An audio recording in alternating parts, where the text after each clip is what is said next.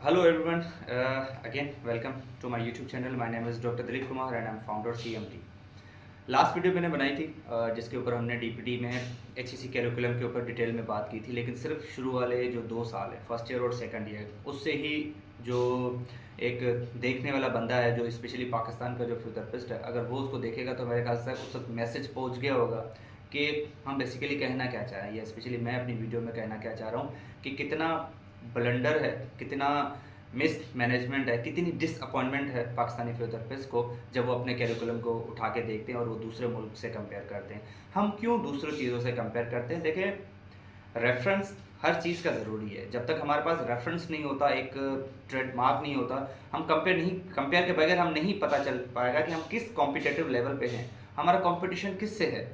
तो चलिए, दूसरे मुल्कों से अगर कॉम्पिटिट आप ना भी करो, व्हाट अबाउट द स्किल्स? बच्चे में स्किल्स कैसे आएंगी? लेट सपोज अगर एक बंदा, एक कंट्री अपने आप को किसी फील्ड में कंपेयर नहीं कर रहा, किसी फील्ड से किसी और मुल्क से कंपेयर नहीं कर रहा, हमें कैसे पता चलेगा हम किस लेवल पे खड़े हैं और बाहर के मुल्कों पे या इंटरनेशनल लेवल पे वो काम कैसे हो रहा है? पर उसकी वजह पता है क्या है? उसकी वजह ये होगी, जब हम इंटरनेशनल, या उसका नुकसान क्या होगा कि जब हम इंटरनेशनल लेवल पे जाते हैं तो हम चुप हो जाते हैं, हम कहते हैं ये क्या है, हमने तो ये दुनिया देखी नहीं है, ये दुनिया एग्जिस्ट करती है। तो इन्हीं के ऊपर उसी वीडियो को हम कंटिन्यू करेंगे डीपीटी कैरिकुलम के ऊपर। यहाँ पर हम थर्ड ईयर, फोर्थ ईयर या फाइनल ईयर के सब्जेक्ट्स की बात नहीं करेंगे, यहाँ पे हम सिर्फ एक सब्जेक्ट की बात करेंगे जिसके साथ इतना जुल्म है, जिसको इतना इग्नोर किया गया है आपकी सोच से ज़्यादा, और वो सब्जेक्ट है आपका मैनुअल थेरेपी। मैनुअल थेरेपी की अभी भी मेरे पास जो फाइल है मैं आपसे शेयर भी करूंगा, और आप सबके पास होगा। जो बच्चा डीपीटी ग्रेजुएट ना भी हो तो एचईसी कैरिकुलम आप गूगल पे लिखें, आपको इजीली मिल जाएगा। और ये एक ही चीज़ है जो हमने बच्चों को इजीली प्रोवाइड कर दी, बाकी स्किल्स तो हमने देने नहीं हो, तो जाहिर सी बात है। याद रहे, मैं किसी एक इदारे, किसी यूनिवर्सिटी की बात नहीं कर रहा, मैं उन यूनिवर्सिटीज़ की बात कर रहा हूँ जो नाइंसाफ़ी करते हैं, सीधी बात है, और मेरा मैसेज भी उन्हीं के पास ही चला जाए तो बेहतर है। अब सब्जेक्ट मैनुअल थेरेपी इतना इग्नोरेंट सब्जेक्ट है, इतना आप समझे कि डिग्रेडेड सब्जेक्ट है, कि निगलेक्टेड सब्जेक्ट है हमारी फील्ड का। लोग समझते हैं ये तो वैल्यू ही नहीं करता, ये तो कोई बाहर का सब्जेक्ट है, किसी और फील्ड का सब्जेक्ट है जो हमारी फील्ड में ज़बरदस्ती घुसाया गया है। ऐसा नहीं है, ये हमारा ही सब्जेक्ट है। और याद रहे, जब आप ग्रेजुएट होकर निकलते हो, बाकी सब्जेक्ट आपको काम नहीं आएंगे। आपको फार्मा, पैथो काम नहीं आती, आपको ये काम आता है, आपको मैनुअल थेरेपी काम आता है। लेकिन जब वो हमारे कैरिकुलम का पार्ट है, तो वीडियो बनाने का मकसद क्या था, उसके ऊपर हम बात करते हैं। वीडियो बनाने का मकसद ये है, मैनुअल थेरेपी का जो कोर्स कंटेंट है, जो हमारे यहाँ पहले ही एक्सप्लोर किया जाता है, जिसको आप कोर्स आउटलाइन के नाम से देते हो, इंट्रोडक्शन टू मैनुअल थेरेपी से आगाज़ होता है वो, ये course content as it is copied है from the books by the different physiotherapist who served their life in the for the sake of manual therapy, जिन्होंने फिजियोथेरेपी के लिए अपनी जो खिदमात थी वो सर अंजाम दी, उन्होंने काम किया। उनके कॉन्सेप्ट पढ़ पढ़ कर ही हम अच्छे फिजियोथेरेपिस्ट बन सकते हैं, इसके अलावा हमारे पास ऑप्शन नहीं है।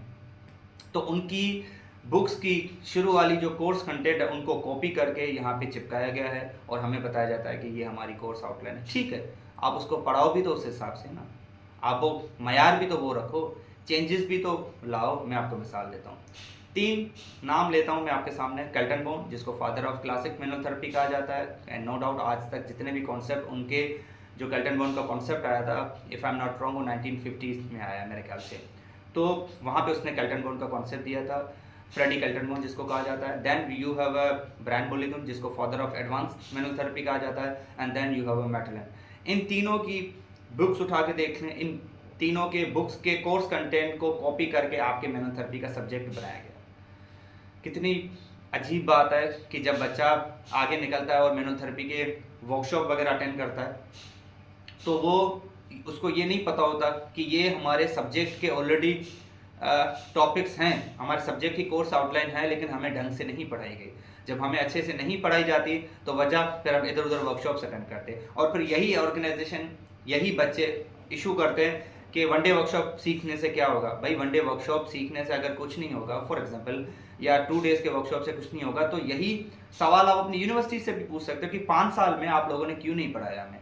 अगर आप लोगों को, फॉर एग्जांपल, मैं आपको ये कोर्स कंटेंट शेयर करूंगा मैनुअल थेरेपी की, जिसमें मैं आपको वही टॉपिक्स शो करूंगा जो आपके पास मौजूद है। तो पहला मेरा क्लेम क्या है कि इन मैनुअल थेरेपी के सब्जेक्ट में अपनी तरफ से टॉपिक्स रखे जाएं रादर देन दूसरों को कॉपी किया जाए। आप उनके कॉन्सेप्ट पढ़ा सकते हो, उनको कॉपी पेस्ट नहीं कर सकते, ये कॉपीराइट क्लेम भी हो सकता है। याद रहे, एज इट इज़ किसी का कोर्स कंटेंट नहीं उठा सके। मैं आपसे एक शेयर करूंगा, मैंने वॉल्यूम मैनुअल थेरेपी के 2 बुक्स लॉन्च किए थे, वॉल्यूम 1 और वॉल्यूम 2। जब मैंने वॉल्यूम 2 का कोर्स कंटेंट उठाया तो मैंने एज इट इज़ HEC का कोर्स कंटेंट उठाया था, ताकि बच्चों को पढ़ाने के लिए, ताकि मैं बच्चों को बता सकूं कि भाई आप लोगों ने मैनुअल थेरेपी में आप लोग हमें 6 बुक्स दे देते हो, ये पढ़ो वो पढ़ो। क्यों? मैनुअल थेरेपी की प्योर बुक तो कोई है नहीं, मैनुअल थेरेपी की बुक नहीं है हमारे पास। हमारे पास कौन सी बुक्स हैं? केल्टन बोन की बुक्स है, मेटलन की बुक्स है, ब्रायन मोलिगन की बुक्स हैं। तो जब आप बुक्स दूसरों के देते हो, कोर्स कंटेंट दूसरों के चोरी करते हो, तो ये मेरे ख्याल से HEC का कोर्स कंटेंट तो ना हुआ, तो उसको लिख लो कि ये चोरी किया हुआ कोर्स कंटेंट है, बात खत्म हो जाएगी। बच्चों को बताओ कि ये DPT का नहीं है, ये चोरी किया हुआ कैरिकुलम है जो आपको पढ़ाया जाता है। अब मैं आपके सामने मैनुअल थेरेपी का कोर्स कंटेंट शेयर करता हूँ। बहरहाल जो स्टार्टिंग वाले 5 सब्जेक्ट्स हैं, मैं आपको मेन बुलेट्स पढ़ाता हूँ। Orthopaedic manual therapy, introduction to manual therapy की हेडिंग में आ जाता है orthopaedic manual therapy.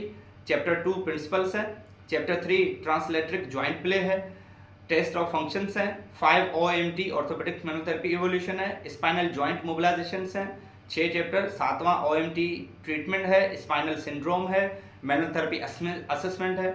Manual therapy assessment तक इन्होंने सारा का सारा केल्टन बोन को कॉपी किया हुआ। अभी तक यहाँ तक बात खत्म नहीं हुई, आगे भी है।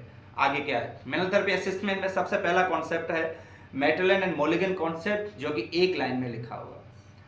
जिन बंदों ने दी मेटलन ने 3-4 किताबें लिखी, उसके अलावा उसने सारे कॉन्सेप्ट दी, और भी सारी किताबें लिखी होंगी, मैंने 1-2 पढ़ी हैं, लेकिन मैं आपको मिसाल दे रहा हूँ। उन बंदों को हम एक लाइन में पढ़ाते हैं। आज तक मैं अगर किसी से पूछूं मेटलन का कॉन्सेप्ट क्या है, कहेगा ग्रेड 1 2 3 4 5 ग्रेड, यही मोबिलाइजेशन है, और मेटलन का कोई कॉन्सेप्ट ही नहीं रहा।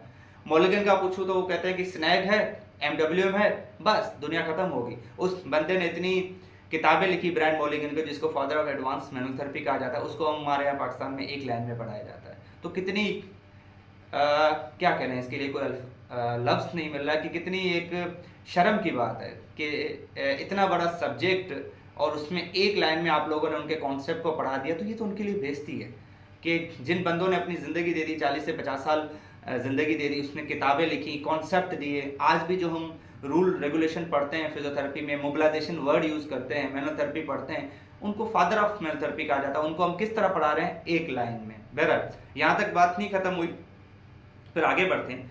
जो मेरा सबसे मेन मुद्दा है जो मैं आपसे शेयर करने वाला हूँ, वो आप सुनिएगा। यहाँ तक सारा इन्होंने केल्टन बोन को कॉपी किया, बड़ी मेहरबानी उनकी। अब हम आ जाते हैं स्पाइनल मोबिलाइजेशंस के ऊपर। स्पाइनल मोबिलाइजेशन की जो हेडिंग है वो इन्होंने एज इट इज़ ब्रायन मोलिगन के बुक से की है।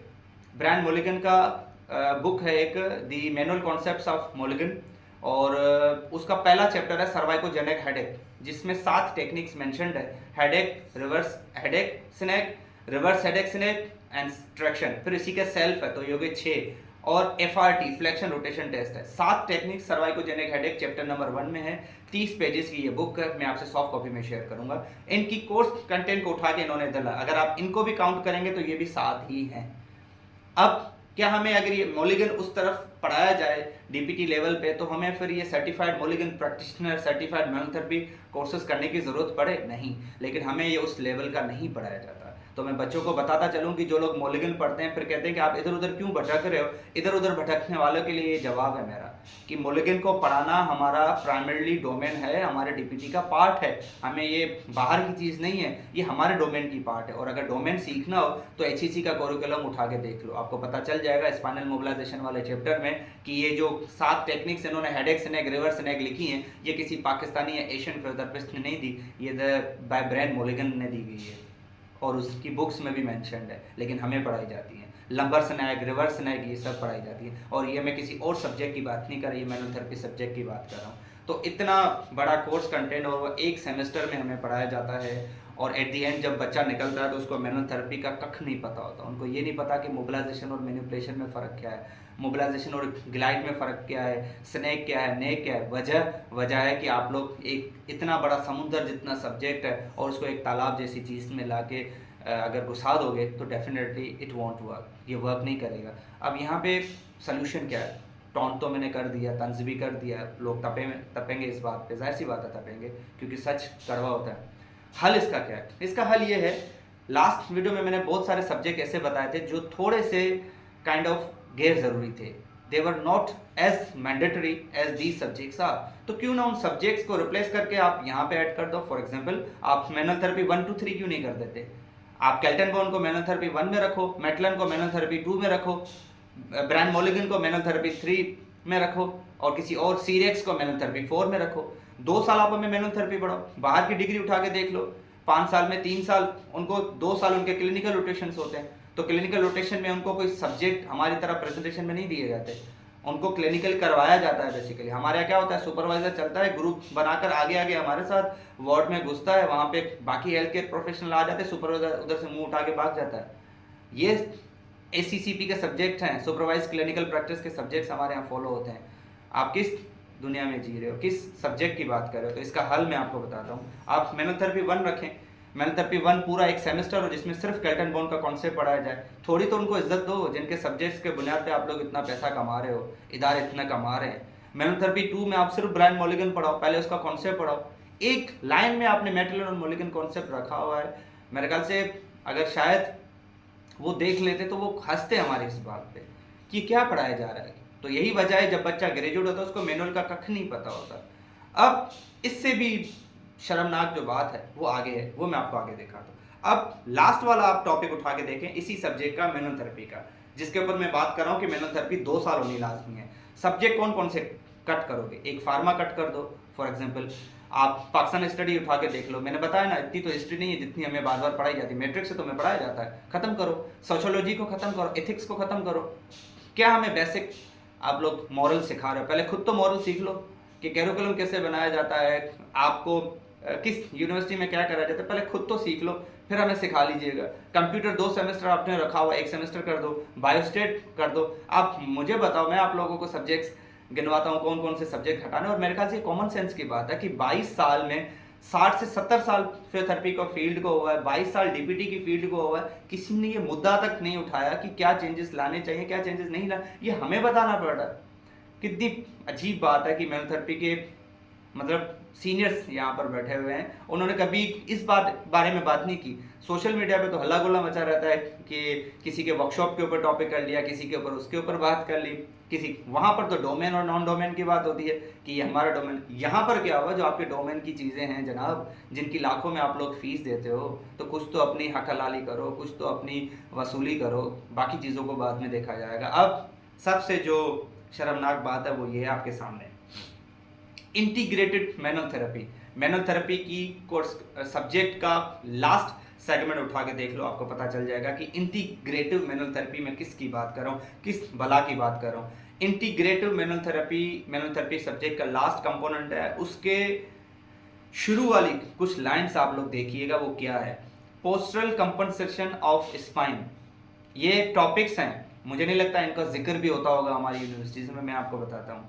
Muscle energy technique and beyond the techniques for the spine, ये वर्ड आप लोग मुझे दिखा दो कि किसी बच्चे ने पढ़ा हो, और स्पेशली वो भी पाकिस्तान के इदारों में, या जो टीचर्स पढ़ाते हैं वो मुझे मेंशन करें। उनसे गुजारिश है, तंज नहीं है, उनसे गुजारिश है कि आप लोग मेंशन करें कि दिलीप कुमार साहब हम पढ़ाते हैं, तो बहुत शुक्रिया, मुझे भी इल्म हो जाएगा। कल को मैं तीसरी वीडियो बनाऊंगा जिसमें ये लिखूंगा ये इदारे पढ़ा रहे हैं, ठीक है। तीसरा सुनिएगा, release technique with strain and counter strain technique, ये नहीं पढ़ाई जाती है हमें। Treatment of spine hypertonicity for the synergic pattern. आगे सुनिएगा, टेंडन रिलीज, मायोफेशियल रिलीज। तो सोशल मीडिया पर चिल्लाने वालों कि मायोफेशियल रिलीज हमारा डोमेन नहीं है और सॉफ्ट टिश्यू मसाज हमारा डोमेन नहीं है, उसके लिए जवाब ये है आपका कोर्स कैरिकुलम। ये 5वीं नंबर लाइन सुन लो, मायोफेशियल रिलीज MFR। लेकिन हमें अगर अच्छे से पढ़ाया जाए तो हमें वर्कशॉप्स अटेंड करने की ज़रूरत ना पड़े। आगे इस तरह के बहुत सारी ऐसी टेक्निक्स हैं जिनको नहीं पढ़ाया जाएगा। और इससे भी आगे खतरनाक क्या है, प्रैक्टिकल और क्लिनिकल ट्रेनिंग मैनुअल थेरेपी की। वो ट्रेनिंग के लाइन जब मैं सुनता हूँ तो मुझे दुख होता है कि ये तो हमने भी नहीं पढ़ी, हमें भी इस तरह से नहीं पढ़ाएगी। तो गलती कहाँ पर हम कर रहे हैं? गलती हम यहाँ पर कर रहे हैं क्योंकि हम नहीं बोलते। मैंने पहली वीडियो में भी कहा था, अभी दोबारा कहूँगा, स्टूडेंट्स बेवकूफ़ है, इसीलिए स्टूडेंट को बेवकूफ़ बनाया जाता है। अगर वो स्टूडेंट सवाल पूछना शुरू करे, अगर पूछे और कुछ ना पूछे, ये पूछे कि सर जितने सब्जेक्ट्स हमें आप लोग पढ़ाते हो कम से कम उसको कंप्लीट तो करवाओ। अगर आप कंप्लीट कराते हो, और तीसरी इस वीडियो का मुद्दा, इस वीडियो का ये है, आप लोग इसको रिवाइज करवाओ, कुछ भी करो, इसके लिए स्ट्रगल करो, ये डिमांड करो कि मैनुअल थेरेपी एक सेमेस्टर में नहीं पढ़ाई जाए। आप सीधा सीधा बोल दो कि हमें फार्मा 2 सेमेस्टर नहीं पढ़ने, हमें मैनुअल थेरेपी 2 सेमेस्टर पढ़ाओ।